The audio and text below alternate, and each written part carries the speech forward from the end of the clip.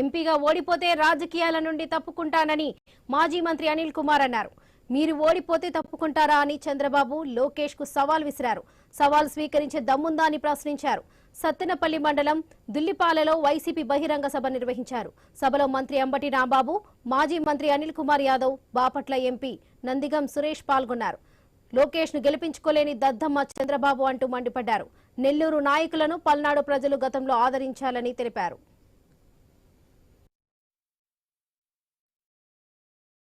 ఒక ఇంట్లో ఉంటే పక్కింటికి పోవాలంటే నా ఇల్లు వదిలి ఎంత గుండె తరుక్కోబోతుందో 15 సంవత్సరాలుగా ఆ జిల్లాలో ఒక్కొక్క ఇటుగా పెంచుకొని పెరిగిన జిల్లానే అన్న మాట కోసం ఇక్కడికి వచ్చి పోటీ చేస్తా ఉన్నా.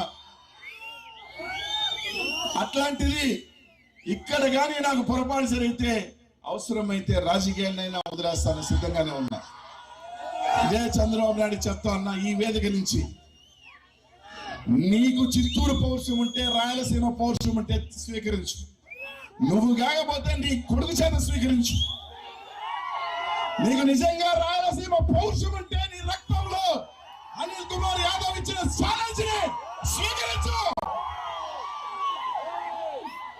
సవాల్ అంతే తప్ప ఎక్కడంటే అక్కడ నేను బీసీలు కానీ ఎస్సీ ఎస్టీ జగన్మోహన్ రెడ్డి గారి గుండెల్లో నుంచి వచ్చిన వాళ్ళం, భయపడను.